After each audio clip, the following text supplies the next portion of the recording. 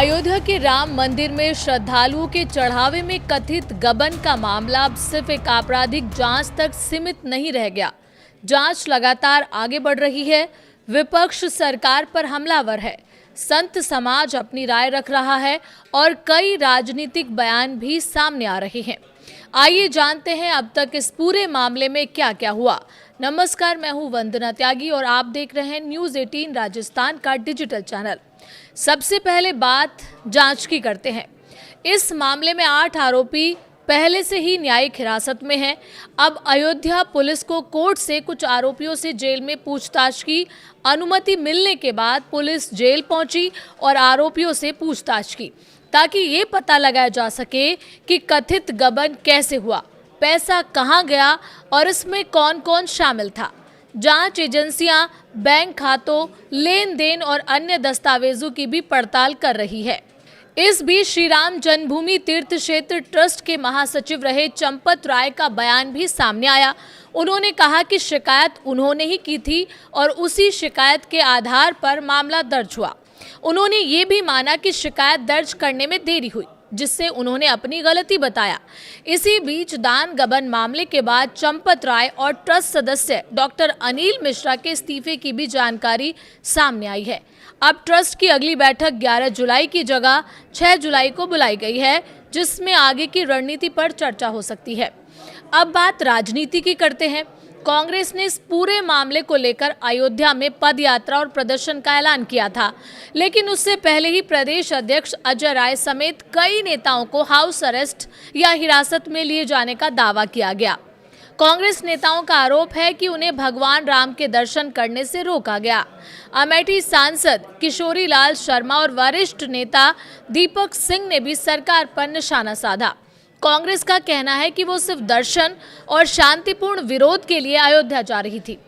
इस बीच कांग्रेस ने 6 मांगे सरकार के सामने रखी हैं, जिसमें एसआईटी की रिपोर्ट सार्वजनिक की जाए, राम मंदिर ट्रस्ट को भंग किया जाए, चंपत राय समेत जिम्मेदार लोगों पर एफआईआर हो, शुरुआत से अब तक मिले पूरे चढ़ावे का ऑडिट कराया जाए, प्रधानमंत्री नरेंद्र मोदी इस मुद्दे पर जवाब दें और सुप्रीम कोर्ट के मौजूदा जज की निगरानी में जांच कराई जाए।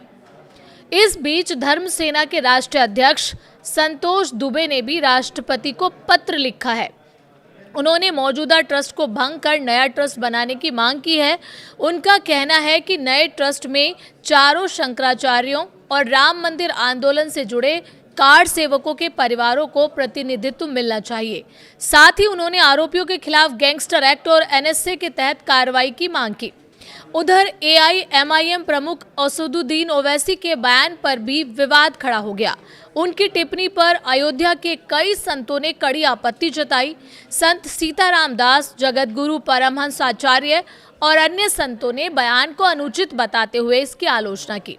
इसके बाद ये मुद्दा धार्मिक और राजनीतिक दोनों स्तर पर चर्चा का विषय बन गया। वीएचपी के राष्ट्रीय अध्यक्ष आलोक कुमार ने विपक्ष पर निशाना साधते हुए कहा कि जो नेता पहले भगवान राम के अस्तित्व पर सवाल उठाते थे, वो अब चुनाव को देखते हुए राम मंदिर पहुंच रहे हैं। उन्होंने ये भी कहा कि दान चोरी के आरोपियों के प्रति कोई सहानुभूति नहीं होनी चाहिए, लेकिन हर आरोपी को संविधान के तहत कानूनी सहायता पाने का अधिकार है। उन्होंने अयोध्या बार एसोसिएशन से अपने फैसले पर पुनर्विचार करने की अपील भी की। उधर मुख्यमंत्री योगी आदित्यनाथ ने भी विपक्ष पर हमला बोलते हुए कहा कि जो लोग पहले राम भक्तों का विरोध करते थे, आज वही राम भक्ति की बातें कर रहे हैं। समाजवादी पार्टी के सांसद अवधेश प्रसाद ने पूरे मामले की सुप्रीम कोर्ट की निगरानी में जांच की मांग की। वहीं आरजेडी सांसद मनोज झा ने कहा कि इस मामले की निष्पक्ष जांच जरूरी है और बड़ी जिम्मेदारियों की भी जांच होनी चाहिए। दूसरी ओर कथावाचक धीरेन्द्र कृष्ण शास्त्री ने कहा कि ये घटना करोड़ों राम भक्तों की आस्था को ठेस पहुंचाने वाली है और दोषियों को कड़ी सजा मिलनी चाहिए। इस बीच श्री राम जन्मभूमि सेवा समिति की प्रस्तावित प्रेस कॉन्फ्रेंस भी फिलहाल स्थगित कर दी गई। समिति का कहना है कि पहले प्रशासन को ज्ञापन दिया जाएगा और उसके बाद प्रधानमंत्री के नाम पत्र सौंपा जाएगा। उनका दावा है कि प्रेस कॉन्फ्रेंस टालने के पीछे किसी बाहरी दबाव की वजह नहीं है। इस मुद्दे पर श्रद्धालुओं की राय की बात करें तो अयोध्या पहुंचे कई श्रद्धालुओं ने इस पूरे मामले को बेहद दुखद बताया। उनका कहना है कि भगवान राम के मंदिर से जुड़ी ऐसी खबर ने करोड़ों श्रद्धालुओं की भावनाओं को आहत किया है। लोगों की मांग है कि दोषियों के खिलाफ निष्पक्ष कार्रवाई हो और भविष्य में ऐसी घटनाएं दोबारा ना हो। फिलहाल राम मंदिर दान चोरी का मामला जांच, राजनीति और धार्मिक विमर्श तीनों का केंद्र बना हुआ है। पुलिस जांच जारी है, अदालत की प्रक्रिया आगे बढ़ रही है और अलग अलग पक्ष अपनी अलग मांगे रख रहे हैं।